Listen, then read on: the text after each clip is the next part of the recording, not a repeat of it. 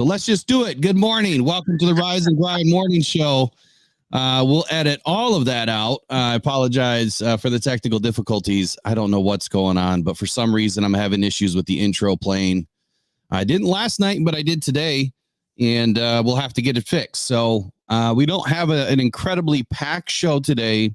It's more or less just conversation this morning, and we're going to feed off the chat to try to answer some of your guys' questions and really what's on your mind this morning. The biggest thing that happened yesterday, obviously, with the Cam Sutton news is still weighing heavily on Lions fans' minds, and it's going to until it gets resolved. I think after today, I'm going to try to bury it as much as I can until we get more information. But good morning, Derek. How you doing this morning, man? Well, what's on your mind today? Man, good morning, everybody. Yeah, Will, it wouldn't be, sometimes you got to have technical difficulties, man. It makes everything more natural. Let me know if the sound is comparable to me and Will and myself. Man, yes, bro. The Cam Sutton news, it kind of hit me hard yesterday. It was sitting with me all day. Pretty much consumed the landscape of Detroit media.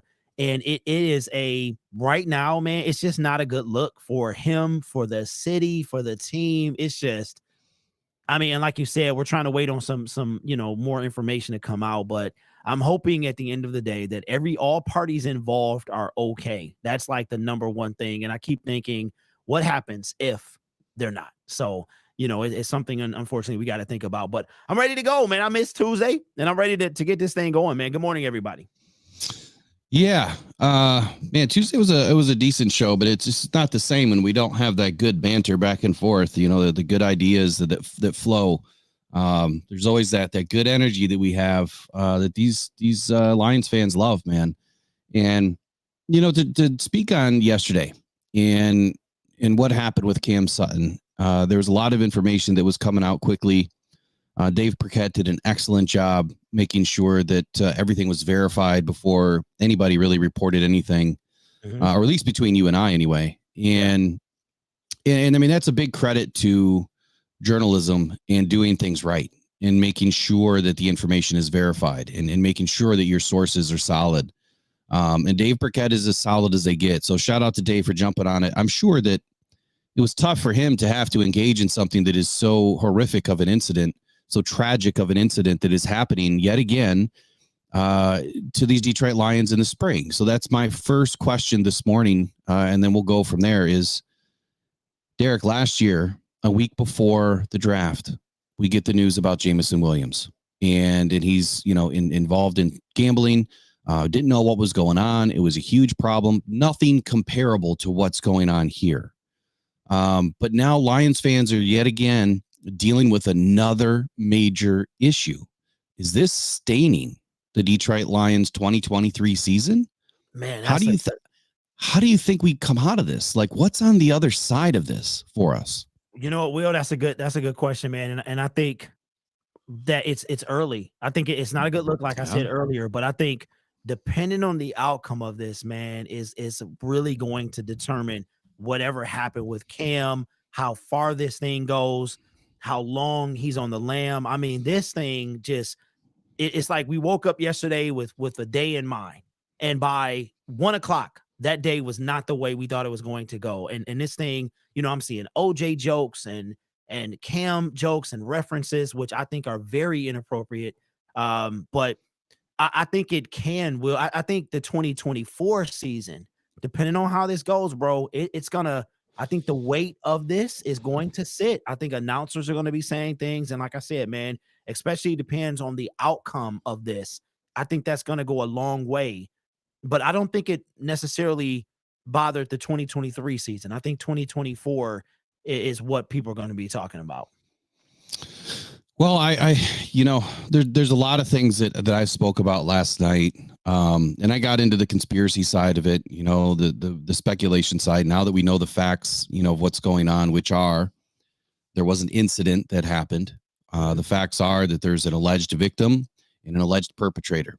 And beyond that, we don't know exactly what has happened. This is a legal, lawful investigation. Nobody will know anything. This will all be, enshrouded in a a cloak, if you will, because they do not release information during an investigation, number one. And number two, when there's an alleged domestic violence victim, they are protected.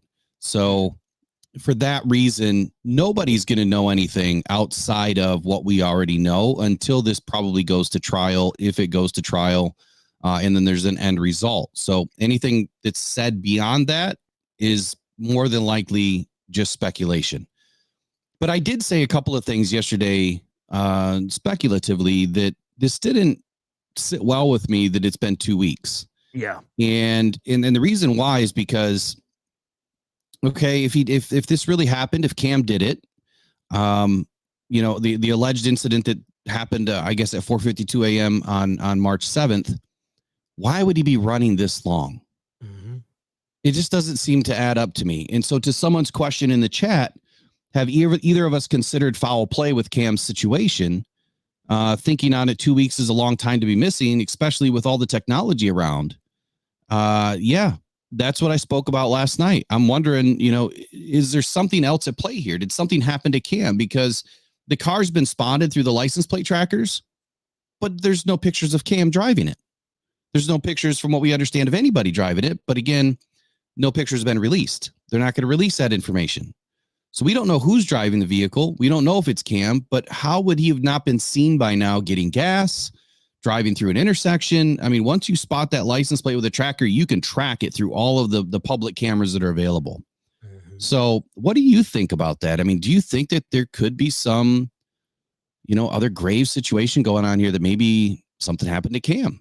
Man, bro, that really didn't cross my mind, because what I was, from what they allege happened is that he was not there when the local authorities arrived. So if something were foul was to happen, it would have had to happen between the time the call was made and the time they arrived. And then he would have had to, no evidence of him and what could have happened to him would have been around, or maybe I don't know, man, but that we've seen that happen before with an NBA player.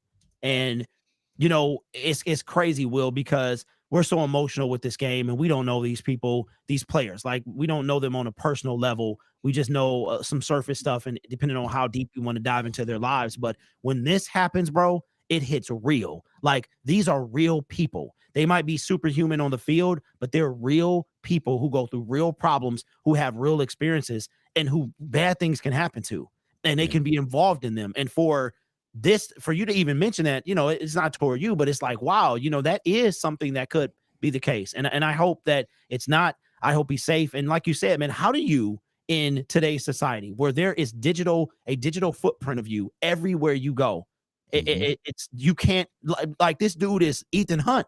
And I'm not even trying to be funny, but seriously, dude is like Mission Impossible Cam or something. You know what I mean? Wow. So it's like, how it's not like he was in training for anything, or spent some time in the Navy SEALs or undercover or something like that. This dude is a regular dude who's rich and plays football. Have you not been seen for 13 days? You know what I'm saying? So that is, it's crazy, man. It's even tough for me to think about, really. I think that so the next comment here by 3-on-3 Man says, thanks for discussing my question, Will. The comment made about him running off with $50,000 sounds sketchy. I never heard that. Yeah, but that's what I was gonna say next is, you can't put it past people that are wealthy, that don't have a safe full of cash. I mean, I don't know too many people that don't have little petty cash laying around, emergency cash laying around. And you should, quite honestly, because the day that your cards don't work, you need to have some cash laying around, or some gold or something, to be able to get through a tragic situation if it does ever happen, like it's been speculated. But what were you going to say, Derek? Go ahead. No, where did that come from? Where did this? I don't know. I don't know. So 3-1-3 Man, if you could let us know where that came from, and that source, that's nothing I've ever heard or read. So I don't know if that's someone, again, speculating, just making stuff up. But you gotta be careful, man. Yesterday was a real sensitive day. You had to be careful, and I like how the Detroit Lions did it. They said we're aware of the ongoing situation.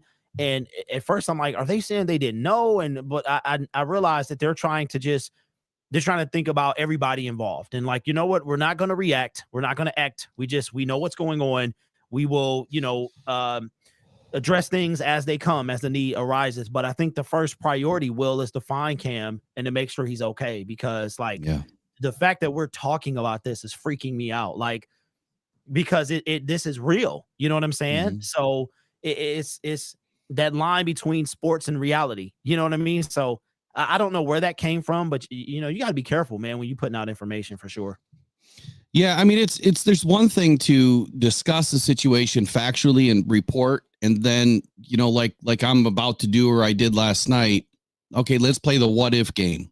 What if something happened to Cam, and that could be a reason why he's missing? What if the Detroit Lions knew about this on the 7th and decided not to do anything about it, or make light of the situation and say something about it? What if, Cam ran allegedly to make sure that his contract was then, guaranteed on the 13th? There's all of these what ifs. Mm-hmm. And to think about, if he was arrested on the 7th, let go on the 9th, allegedly, reportedly, that this happened on the 7th anyway. Let's say he was let go on the 9th, suspended, whatever, contract voided. Well, he would have been out $9 million. That was just guaranteed, I believe, on the 13th. The new league year was the 13th, I think, at 4 p.m., right? Mm-hmm. So that contract is now due. Whatever guarantees you have due as of the new league year were owed to you. And so $9 million is guaranteed. So it would make sense that somebody could run for that reason, just to make sure that their contract is guaranteed. But then there's the morals clause. We don't know what's in the morals clause. We don't know what's in Cam Sutton's contract. And I can't really speak on it. We'll do our best to try to get information, but I can tell you right now, it's going to be very difficult for anybody outside the organization to get that information. So playing this what if game, Derek, whether if you want to play or not, do you think that there's any possibility that Cam does not turn up at all? Oh, man. Because I think by now, I mean, he would know what's going on, and like the game's over. It's like it doesn't make any sense to run. Like where are you gonna go? You know what I mean? I mean, could he have fled the country? Well, he didn't use his passport if he did, but why? Why go to this length? I mean, at some point, it's all going to come to an end, and the longer he runs, the worse it's going to get. And that's why I'm playing the what if game, because I think there's something else going on. Something's just, it doesn't fit. It doesn't fit with the crime right now, because nobody died, supposedly. So why are you running? But even then, if somebody died, you shouldn't run anyway. You mean, but you know how this world is, man. People do crazy things all the time. And then lastly, I'll say this, I'll turn it back to you, is we just don't know the extent of this paternity issue that was also reported, I believe, by Justin Rogers, and how any of that encompasses this situation. Like, is there another man involved? Is there something else going on there that maybe, there's been some difficulty between Cam and somebody else, and that led to something happening on the 7th? That's why the what if game kind of matters. I mean, these are all the scenarios that a detective is going to go through and try to answer, like, okay, well, if this happened, well, what if that? Or this did happen, well, why not this? Where's Cam? That's the end question. Where is the guy? Why is he really running? So do you think that he doesn't turn up at any point soon? You know what, Will? That has been, I think that's outside of the things that he's being accused of. I mean, from the stuff that's true to the stuff that maybe, or the stuff that's allegedly true, the stuff that, allegedly happened. I have thought about that. And I'm like, and I saw Rick said it's easy to disappear. You just got to dump technology. And I agree and disagree with that to some extent. Like, there is a digital footprint of you everywhere. So if Cam would need cash, then he would have to go. He eventually has to stop to buy something. And there are cameras everywhere, whether they're on people's houses, in a gas station across the street, in a Big Boy, wherever they are, there is some trace of this. So, and for Cam to be a regular dude who plays football with if he wanted to blend in, he would have cut his hair, cut his beard, his goatee, and tried to blend in, right? Which is possible. But I have thought about that, Will, and it's devastating to think, because I know that football is not important at this moment. And you know, football is going to go on, whether we talk about it or not. The Detroit Lions will kick off probably September 12th is when I think this thing is going to start. Whether Cam is on the team or not, whether Cam is it's tough for me to say, but if something even worse has happened, the season will continue as scheduled, right? And it's just tough to even think about that because I'm thinking about his family, I'm thinking about us and all of that stuff and how it would weigh completely. Like this is like somebody said in the comment section, bro, bizarre. Like this whole thing is bizarre. It's like in some type of alternate universe that Cam Sutton, who just was on the podium last year, stand-up guy, all you heard was good things out of Pittsburgh, never once caused any problem on the field. I don't think he got a personal foul or nothing. No, you never heard anything about him. And then this going on the lam, and it's been 2 weeks now. Now we're on day 14, and now you start thinking, what else is happening? Because Will, it doesn't seem like just a dude on the run, and it's tough not to speculate at this point, but it's concerning because I think, like Rick was saying, it could be easy, but it also is tough, man. I know if I tried to go on the lam, bro, I'd be caught in 72 hours. They'd be like that, you know, my wife would be like, he walked like that. That's how he looked, blah, blah, blah. So I think I would be. So it's just like the level of concern grows every day that he's not found. Yeah, it does. And see, that's the thing is it's just so concerning. And generally, you know, speaking, I think a lot of people are concerned for his health and well-being above all else. I don't think that people really care too much about the football aspect of this. I mean, for all we know, his career is potentially done. And not that really matters. I think that there's a bigger situation here that needs to be handled first. And that's Cam needs to turn himself in. He needs to nut up to whatever happened if he's involved in it. And then the process needs to play out. And then at the end of the day, we move on. We move back to football. But we never forget, you know, how can we help people in this situation? And me being the person that I am, I always want to try to help. Like I always feel like I can help. And I know that is probably not a good way to think because it's almost impossible to try to help everybody or help every situation. But I'm going to try to do something. I'm going to try to put something together through this community and see if we can, you know, somehow affect change for somebody else in the future, whether it's a victim, you know, somebody that suffered through a similar situation, and see if we can help bridge a gap somewhere. And if we can just help one person, I think we're winning. And to Peter Van Larhoven's comment here, he says, Will, we didn't know, or you don't know if the Lions didn't report this to the NFL prior to the deadline. Nobody knows, Peter. Like nobody has a clue. The NFL knows. The Lions know. Those are the only two people that know. Nobody knows if the Lions knew about this on the 7th, the 9th, 12th, the 13th. Nobody knows. And I think I've been pretty clear in saying that we don't know. And we don't know what we don't know. It's that simple. And then to somebody else's point in here, David Burkett was the first one that reported this. He was the one that reported it, made the phone call, got the information, tweeted it, and then wrote an article about it.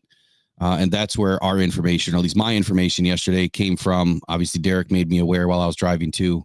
And same information through David Burkett. So again, shout out to David Burkett for being the consummate professional and making sure that this information was solid before running with it, because far too often in this space, people say things first and then they suffer from their actions later. Full State Farm says he was considered one of the smartest players on the Steelers. I read an article. Doesn't mean he doesn't have mental health issues, but if he was in the right mind, I don't think that he runs. You know, we've all been in some tricky situations in life. I can probably bet 1,000% that everybody in the chat today has been through something that you had to second guess your second action, right? You had to second guess what you were about to do or you were about to say. And I could never put myself in the position of understanding what was going through anybody's mind at that moment. And then there was the other question that we'll lead into here, Derek, is, you know, CTE has been prevalent now in the NFL for a while. And apparently it's a disease that really can't be fully diagnosed until after you pass. Now, you can have pre-dementia symptoms, and CTE is considered a form of dementia. And there's things that, you know, people could pick up on. Is there a component to where maybe Cam has something else going on. Did he take too many hits? Is there something? And I'm not giving him an excuse. I don't want it to be used as an excuse. But is there something here where maybe Cam, is suffering from something else? People have mentioned mental health issues. Tracy says he's concerned about the mental health aspect, and he's a former behavioral health specialist. So he has a lot of knowledge. And Tracy, if I would have known that before, I definitely would have had you on to speak to the mental health side of this, and that invitation will always be open. You have a wealth of knowledge when it comes to these types of situations. I don't. So those are the things that come to mind. And we spoke about that a little bit yesterday too. Is there a mental health component to this that needs to be on the forefront of this situation?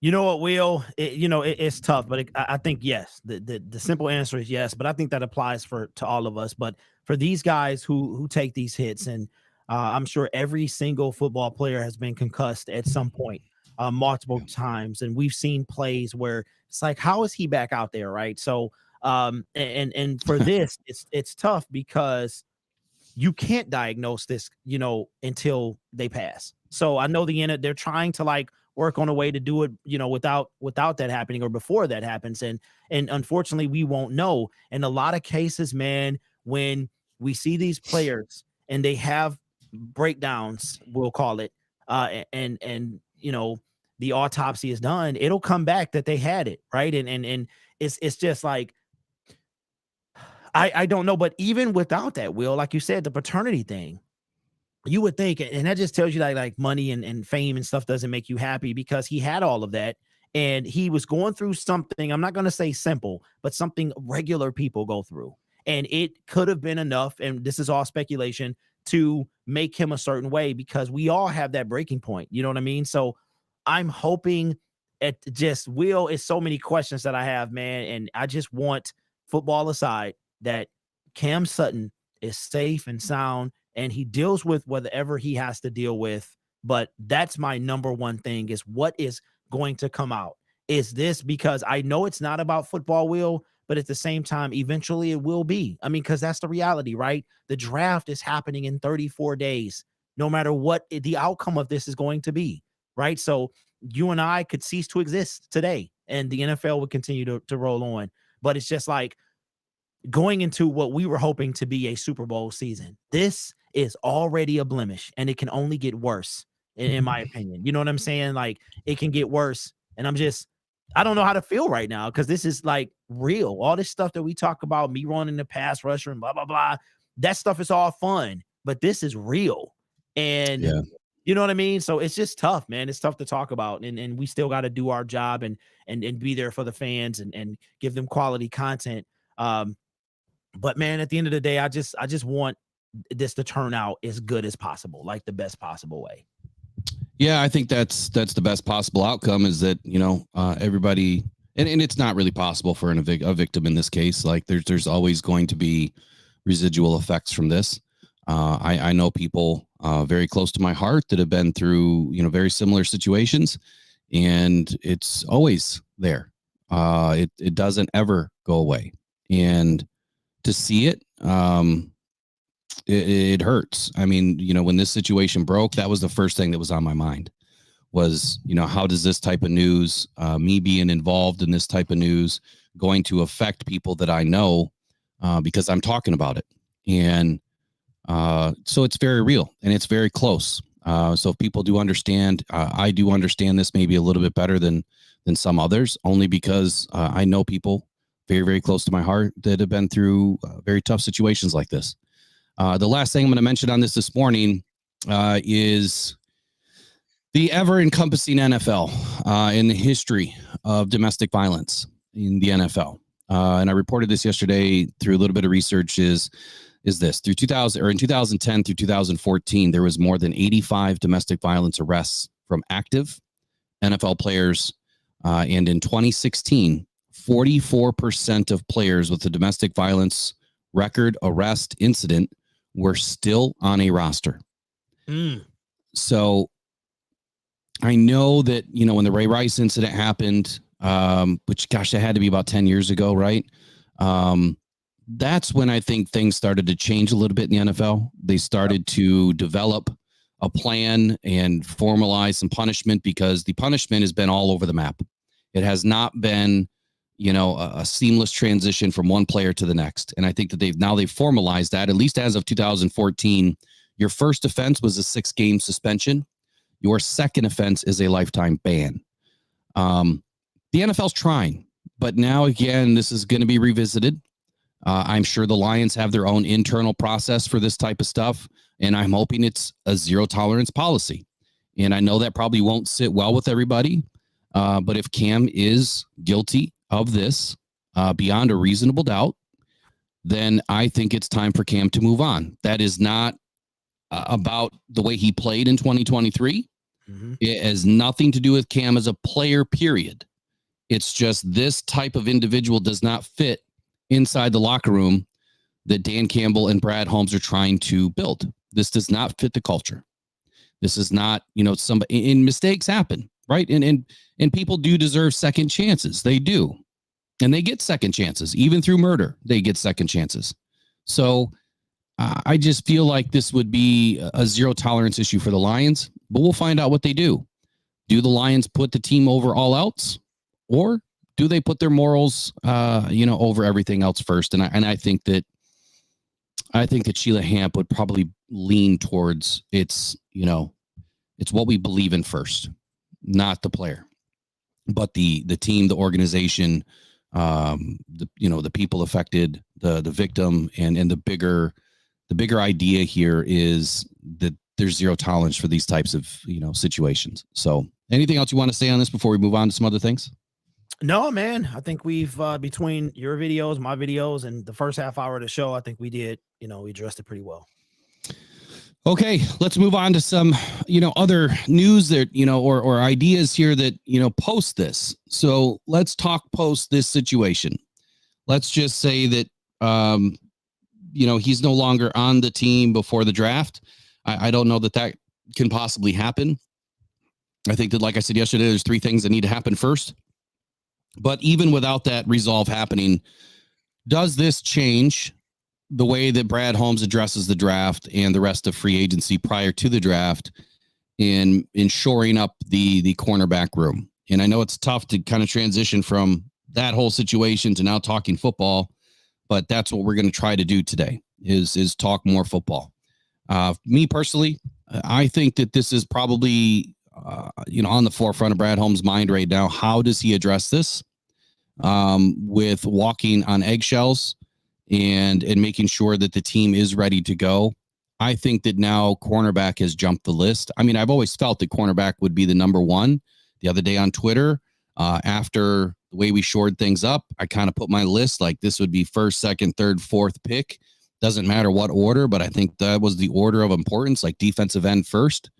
And now I'm thinking it's back to cornerback. And Brad Holmes was at Alabama's Pro Day yesterday, where he got a good look at Kool-Aid McKinstry that, by the way, ran a 4.43. So that speed made him some money. What do you think about it? Yeah, I saw that. That he just made him some money with that speed. Well, I gotta stick to my guns, bro. I'm gonna say Brad Matthias Holmes does not change. He's not gonna change because he is a wild card. That's number one. And I think this is something obviously you can't predict, right? You cannot predict that stuff like this is going to happen. There's no contingency plan. I think Brad Holmes, and I made a video about this yesterday, I think he's going to dip into the well of free agency. And I think there's some guys he can still get out. You got Tre'Davious White. You've got a fan favorite that popped up, which I am completely baffled by this. Stephon Gilmore has popped up as a person of interest for Detroit Lions fans, not necessarily Brad Holmes. And then you got the 1-year deal. You got a 2-year deal. Now, if we got a guy like Kool-Aid, that's a 4-year deal easy with the 5th-year option. So my thing is, and Brad Holmes, this is why I say this, Will, you win hard 2 years in a row at the cornerback position, the safety room, the DB room. Now you got to address Cam or not. You've got to address the pass rush. You are out of time. Every single decent free agent just we whiffed on by, right? I mean, even the guy that everyone thinks I love, Chase Young, all right, who is having surgery today, by the way, he's gone. So there is nobody. Derek Barnett is back with the Texans. So there is nobody there except if they want to go to Bruce Irvin. They want to dig in that well again, they can, right? So I think that Brad Holmes now, does he have something up his sleeve? Will perhaps he could, now I have to finagle a little bit more to get both the guys I want. Maybe he's willing to do that, but I don't think that he's going to change because he went hard in free agency at a position, kind of neglected the other one as far as an edge. I'm not talking about Mr. Reader. I'm talking about an edge. I think he has to prioritize that in the draft. So, I mean, I still agree that defensive end is a need that needs to be addressed in the draft. And I do believe that it comes from an early pick. And I want to make sure that people understand my thought process here. I think and have always thought that in this draft, Brad Holmes is going to move off of 29. And I feel that that's a very like 90% possible. Now, if people slide and it's getting close to 29, and let's say by pick 24, that 5 of the guys that he wants to select are there, he ain't moving. But if there's 4 guys that are there and there's still 5 picks before him, he's moving, whether that's back or forward. If he can't work out a deal that, is not completely ripping the Lions off to move up a few spots, I think it makes the most sense to move back, try to add that, second, third pick again, try to add a pick somewhere between 40 and 50. I think would be paramount in this draft as a big time need to make sure that you can pick in what I believe is the meat of this draft once again, just like it was last year. My final thoughts about the draft won't come out until the day before. And then of course, during the draft, depending on what I do, I just noticed that you can go live now, making sure that you can get your tickets for the combine. And I did it a long time ago. So I don't think I'm going to pay for the experience. I really don't want to pay $2,500 to be in row 1 or up close. That's just not something I plan on doing. But I do want to be there. Apply, bro. You can apply. Sorry to cut you off. Yeah. I'm going to apply for everything, obviously, but no, for the inner circle, you can try to get in there that way. I got a great inner circle right here. Oh, boo. no, seriously though. I got the email the other day about the it was on Twitter about the Lions inner circle. They want to know, and I'm sure you have a good chance to win, bro. They got a little. We'll see. Yeah, we'll see. That's free.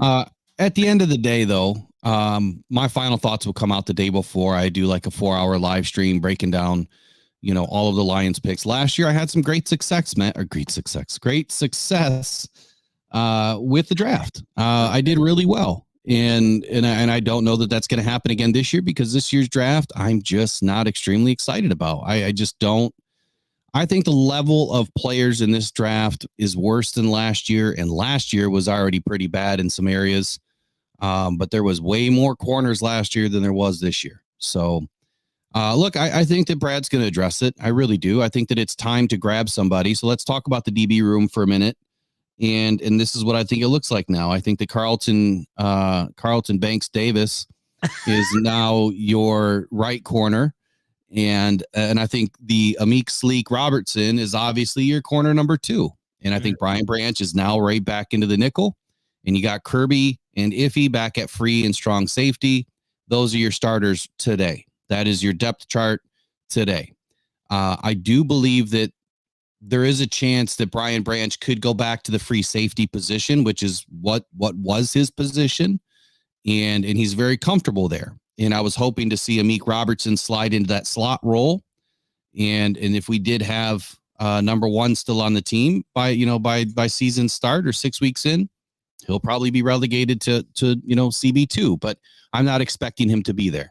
Mm-hmm. And for that reason, I'm expecting Brad Holmes to do something about it in the draft to bring somebody up while we have some leaders on this team that can help develop a rookie, because the worst thing that can happen to any corner is feet to fire baptism in year 1. It is Yeah. Okuda is the prime example. He had nobody to learn from. Yeah. And terrible coaching. So, all right. So this morning, let's get some ideas here from the chat, but go ahead and take it away, Derek, with anything that's on your mind. So I hear you, Will. I hear you, man. I'm thinking Brad's, like I said, to start the segment, man, he's going to dip in his bag of tricks. There's a lot, and I thought it was funny, man, yesterday, not funny, but ironic. Jerry Jacobs was just rattling off. He was like, I can't believe like I'm still free and all this other stuff. And I was like, dang, just keep grinding, man. You'll be somewhere soon. But I think he digs in this bag, bro. You got Witherspoon. He's still out there. You have everybody's fan favorite, Gilmore. You also have Tre'Davious White, who is right up Brad Holmes' alley, assuming he makes it past the Raiders and another team he has to visit. So I think that Brad could go in the draft, but he's also going to get that guy. Because now, Will, if you take away, I know what's his name? Carlton. He's been he's a 7-year. He's going into year 7, I believe now. So you have some veterans back there that is not just a bunch of rookies or 2 or 3 year players back there. But I feel like Brad's gonna, because if you think about it, we still got Emmanuel Mosley, but now we don't have even a 4 really. You know what I'm saying? So if you put Amik and Davis out there and you just say E-Man is number 3, where's the 4 at? So I think a vet could come in, 1-year deal, be number 4, compete for number 2 and 1. And things like that. So I wouldn't be surprised if we hear pre-draft that he's brought somebody in. You know, my other favorite in this free agency period has been Steven Nelson. I think that he is as perfect as they are as far as a fit to Detroit and his playing style. I'm very surprised that Steven Nelson is not on a team, number one, and number two, that he hasn't even been in Detroit for a visit yet. So, and to your point on Stephon Gilmore, you know, we have the other Gilmore brother, and this could be an opportunity for him to step up, obviously, this season and get some more playing time. We didn't see a lot out of him last year. We'll see what happens there, but I don't know that I'm extremely excited about Stephon Gilmore. I don't know that I don't think I am. Bro, they acted like this is 2012, Stephon. Like they're like, go get Gilmore, and then they got this brother thing, bro. It's something about brothers being on the same team that I guess. I think so. Yeah, so I think that's what it. I wouldn't mind Will for his market value is like 11. I'm not giving him $11 million. Maybe we're talking about 6 and maybe 7. I'll give him. He did pretty well last year. He'll be 34 in week 2. So. I mean, I wouldn't be mad at this because we love the word cheap. And I'm gonna tell you, Will, the only thing Stephon, Lord, the only thing he doesn't have going for him is injury history. But he's old enough for Brad, depending on how much the money is, right up Brad's alley, bro. I would not be surprised if we do see I'm not big on him either, but the fan base is like, go get him, you know. So I don't know.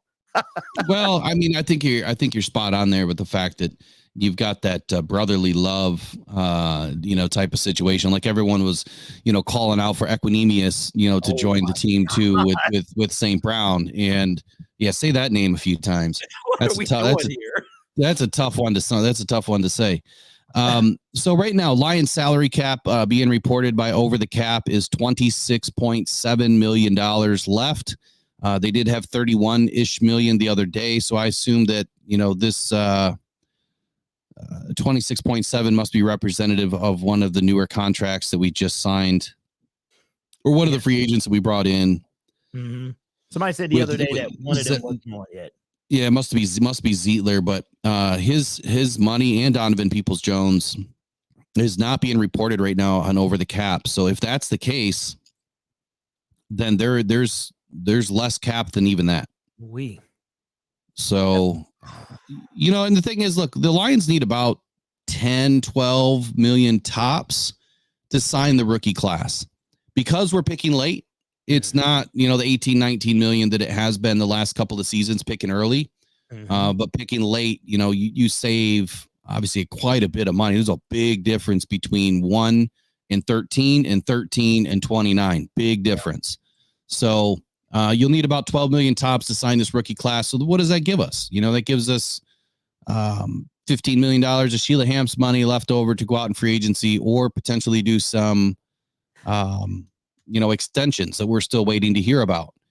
And, now that we are where we are, Derek, and where we're heading into this, the rest of the season here after the draft, how do you feel about the roster right now? Like, where do you think that we are compared to last year? Do you think that we're better? Do you think we have a better chance than last year? Will, are you trying to get me to lose subscribers, bro? I think that's what you're trying to do, man. You trying no. Look, we don't have to talk about the defensive end. I know, man. I'm just. But overall, I mean, how do you feel about the roster overall? Overall, I feel like it's better. I do. Secondary, no doubt. With or without Cam, I felt like it's better. Offense, we brought in a guard, right? And I think. Okay, then we got DPJ, right? I don't have any. It's just like, And my thing is D-line. And so here's what I'll say, okay? And y'all don't know this because we didn't go live after I made this decision, okay? So here's the deal. Just want to put this out here on this channel and Rock One Syndicate. So if DJ Reader plays 12 games, has a minimum of 2 sacks, and the defensive line has a total of 28 or more, I will dress up as Homie the Clown, okay? Oh, my goodness. My variation of Homie, all right? Probably with the ball spot, right? So my thing has always been defensive line. What y'all don't know is I've been talking about it since my inception on YouTube. I have been talking about a quality D-line. I think that DJ Reader gives us more of that, but I still am missing the other side of Aiden. And that is my primary concern. Nothing really matters to me right now except that. And that's why last week was a very tough week for me, because the fact that we're picking 29, the fact that you don't know what Brad Holmes is going to do. And it's like, okay, dude, how many times are you going to neglect this opposite Hutch? You know what I'm saying? Like, if you look, Will, like a lot of people are saying Josh Pascal, DE, Levi, DE. When they were drafted, it said DT next to their name. And even if they are playing DE, they're not playing a lot. You know what I'm saying? So I want that guy that's going to move the needle, where you come in and no matter what your offensive line is, they're like, you know what, Hutch, we got to plan for him. But you know that other guy over there, we got to plan for him too. That's what I want. I don't want a Marcus Davenport. That's just not, I'm not feeling that, right? So have we improved, to answer your question? Yes. How much? That's, to me, and that's debatable at this point. So let me make sure I've got this right, because I'm going to put this somewhere in the middle of December on a Sunday. That Derek is going to dress up as Homie the Clown if DJ Reader plays 12 games, gets 2 sacks, and the Lions have 28 sacks or more. Yes. Wait. The defensive line. The defensive line has to have 28 sacks or more, including DJ Readers too. So it can be linebackers. It cannot be secondary. It has to be D line. So those 4 guys on the D line have to get a total of 28 sacks or more. In D line, you're considering defensive end, defensive tackle. That's it. Right? And that's it. That's it. Okay. So how many sacks did we have last year? Aiden had what? We'll just call it 12. Aleem had 5 or 6. So that's 17. He had 5. And I think that between everybody else, there was about 5. So we had about 23 on the defensive line. That sounds about right. Yep. And so we need to have 5 more just because of Reader, and then whoever we added on the end. Yep. And that's exactly my point of that whole thing, is just because of Reader. That is my entire thing, because I hear and I understand what he brings to the team, the double teams and stuff like that. That's just not what I wanted to see. So because of that, and in this love that the Detroit Lions fan base have for the quality of DJ Reader, that he's going to make our team that much better. Okay, we're going to have a Trey Hendrickson on our team with 7.5 sacks. That's what Aiden's going to be, because DJ Reader is going to require 2 people at all times. He's supposed to increase the sack numbers around him, is why I made this little wager. So, yep. So there was a question in here about Sneed and why maybe the Lions did not trade for Sneed. money, don't want to give up picks. I think that there's probably a component to all of that, during the combine, there was some reports that came out. I think it was Jeremy Fowler that linked the Lions to Snead. I think I reported on it too. And that Snead had, a high opportunity to join the Detroit Lions, that there was talks, likely a deal was getting done during the combine. So that could happen during the draft. Like, Snead is not done. He's not off the table. The Chiefs are actively trying to pursue a trade partner. They're probably asking for too much. They're probably trying to seek out a first round pick when they're probably going to get, a second and a fifth or a third for Snead. And maybe they'd rather pay him the $19.1 million on the franchise tag versus, anything else. So I would take the pick, to be honest with you. But anyway, that deal's not done yet. There's still momentum there. He could end up on, a few teams that have been reported. There was some talk about the Colts the other day, but that information came out to be just fluff.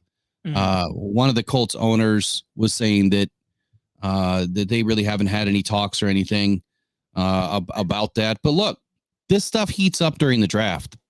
As the draft starts to happen and guys are not available, if you're trying to target a cornerback and you don't get that cornerback and you can't move up or down to make it happen, that's when you might see a trade happen. They're like, well, look, we really need a corner. I'd rather trade this pick for Snead now because we couldn't get Snead, type of corner in the draft. And then they'll readdress it the next year. So we'll see. I think that there's still some action that's going to be happening on that during the draft, but we'll know when you guys know. I feel like Snead is a done deal because you traded what? Okay, here's the question, Will. If you're Brad Holmes and we know where the salary cap is at, we would have to assume that some restructures or something would have to happen. Snead is going to want a bunch of money because that's what I understand the hold up to be. It's not really the picks. It's like, hey, I want a bunch of money because, maybe he got full of himself as all the trade talks and you got 2 Super Bowl with 3 he has. But do you think that how would you think the Lions would get Snead? Like, what would they have to give up and how much do you think they would pay him? Because I think Snead is done, bro. Like, stick a fork in it. If we didn't trade for Carlton, then maybe. But I think the Snead, what is Brad Holmes going to give up? You know what I'm saying? No, I'm not saying that the Lions are still players, but you never know. I think that there's still momentum on Snead. And to be honest with you, I wouldn't put it past Brad to give up a second and a fifth to grab somebody like Snead. The problem is he's on the franchise tag, so there would have to be a deal worked out with the trade, I would assume. I don't think that you're going to want to pay $19.1 million to bring him in for one season. Yeah, and Brad ain't paying that to nobody. Unless the trading team says, look, we'll cover half the salary, you give us the picks, or we'll cover all the salary, you give us the picks. There's so many different ways that you can do it now. The way that trades have changed, I remember back in the day, you could trade, cash and picks and everything. You can't really do that anymore. You've got to take in the contract. So they would have to give him a bonus or give him some money up front so that, that way not all that money transfers to the team. And I'll have to go do some more research on that whole deal because I think that the franchise tag works a little bit differently. And what I mean by that, I think that money is like fully guaranteed come the new league year. Like it's off your cap. It's a done deal. Peter Larhoven, to your statement in here. So what I said is the Lions need between 10 and 12 million for the rookie contracts. And you said 18 million. It's not 18 million. That was the last 2 seasons. When you pick later in the draft, you spend less on guaranteed rookie contracts. There is an NFLPA adjustment for every rookie contract as it moves down later and later and later in the draft. So where your top 5 picks are going to make the most money. Here's how NFL draft pick salaries break down by round. Let me pull it up here. Salary first round, 12.1 million to 38.5 million. So obviously your first 5, 6, 7 picks are going to be in that $38.5 million range. And that's over 4 seasons. 12.1 million is at the back end of the round. So at 12.1 million over the 4 seasons, I don't know why that's playing. Hold on here. Could you hear that? Yeah. I hate it. I hate it when ads do that. They just start automatically playing. There's got to be a way I can mute this. Well, hey, shout out to Will, man, because Will is a spot on. Because according to Spot Track, the Detroit Lions are going to need about just under 13 million. Is what they're. So yeah, so your first round, I mean, when you look at it, 12.1 million is about your 29th pick, and you divide that by 4 years, you're looking at roughly 3 million for that pick. And then in the second round, it's 6.3 million would be around the back end of a 4-year deal. And that's only 1.6 million. Mm-hmm. So between your first 2 picks, you're looking at less than $5 million, and the Lions only have 6 picks now. They don't have 7. They only have 6. They had 2/3. They only have 1. They don't have a 4th. So if memory serves me, they got a 1st, a 2nd, a 3rd, a 5th, a 6th, and 2 7ths maybe, or a 7th. So it's less than 13 mil, 10 to 12 million. Well, they do have 7, 29, 61. They kept Minnesota's third, 73. They've got 164. They've got 201 from Tampa Bay, 205, and 249. So they do have 7. They do got a 7th, which hopefully is a kicker. I think they had 6 until the trade for Carlton. Yeah. No, we had 7. We lost. So how many picks do we have now? We've got 7, 29, 61, 73, 164, 201, 205, and 249. 73 and 201. So we must have had 8 picks then. Oh, we got the 6th in return, didn't we? We got 2 6th-round picks. We gave up the 3rd, but got the 6th. Okay, so yeah, we're right at 7 then. So anyway, I just want to be clear on that, because then it paints a picture of how much money we do have left, we being the Lions, to spend in free agency or get some of these extensions done. So that'll be the next topic here for the last 5 minutes, at least while Derek is on. Derek, do you think we're going to get any extensions done this season? It's been wildly speculated and talked about just about everywhere that it's taking a little bit of time for some of these extensions to get done. And I think it was about a month ago, I said, don't be surprised if it doesn't happen until after the draft. I think that the Lions want to see who they get in the draft before they start talking extension, or at least until they consummate the deals that they've been talking about with the players' agents. So who do you think gets done and when? Man, that is a good question, because we've heard that it's been like 3 weeks now since the rumored St. Brown deal, 26 to 28, and since he was bopping in his car and nothing. Jared Goff is like, I would have assumed that something would have been done at least by the draft. Nothing. I don't know, bro. Like, Brad is just an enigma for sure. And I would expect at least those 2 deals to be done, because I really did not buy that Jared Goff was going to enter the final year of his contract with the Detroit Lions and not have an extension. And we still have time. But one thing I know will not happen is once September 12th gets here, ain't nobody talking about no contracts. Like, we are about playing football, getting back to the NFC title game, pushing forward to the Super Bowl, and hopefully having a parade in sometime in mid-February. Like, that's where we're focusing on. So that is a great question, Will. I would have expected it before the draft, but I mean, we only have about 4 weeks, man. So I'm not sure, bro. I have no clue. Yeah, I think I'm kind of with you there. I think that it's after the draft, and to Full State Farms' point too is nothing till May, in his opinion. And I think that's what you're going to see. I think they're going to get through the draft. They're going to figure out if they, get a banger of a wide receiver that may change conversations with Amon-Ra, or it may not. They might stick to their guns and say, no, that's the money we want. We'll get it elsewhere, after this contract, or, okay, let's get a minor extension in. And that was my offer to this whole situation is, can they just put a minor extension in? Like, all right, we'll give you, an extra year or 2 extension at, 10, 12, $15 million a year, not 25, so that we can continue to build. I don't know if Amon-Ra would go for that, because, if he gets injured, then that's going to ruin the rest of his ability to get a bigger contract. And that's why these contracts are so important, because they're getting their security set up after this first contract for the rest of their life. Applying pressure says Brad will not extend Goff. He has plans for Hooker. It's a great opinion, but I will tell you this from my experience in seeing what's going on with Hooker, and straight out of Brad Holmes and Dan Campbell's mouth, they do not know what they have in Hooker. They have no clue. The guy barely had 6 games on the roster last year, going through minimal practices, minimal reps. He has not been through a full off season in pads. This is the year that they're going to find out what they have.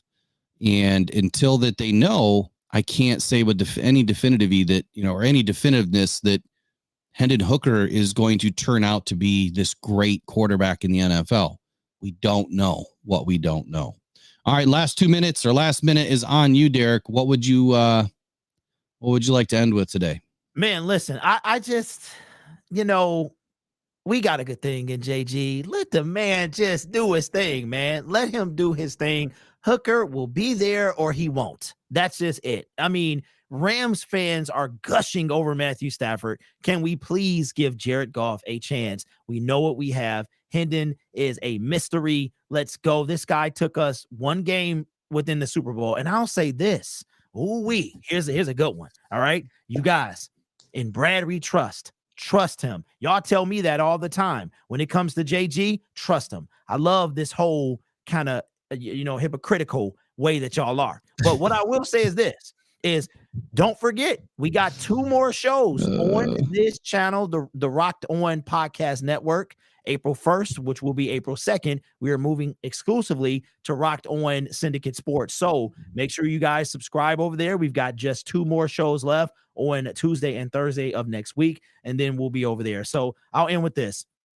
Man, hope Cam is okay. Hope everybody is involved with that whole thing is okay, because at the end of the day, we're all humans. And no matter Cam's safety and this whole thing has zero to do with how we played last year. So let's be human. Let's take a step back from the game of football and let's hope that Cam is well. And if he is guilty of the stuff he's being accused of, then, he'll be dealt with. So hope he's okay at the end of the day. But you guys have a great weekend and let's get this thing going for next week, man.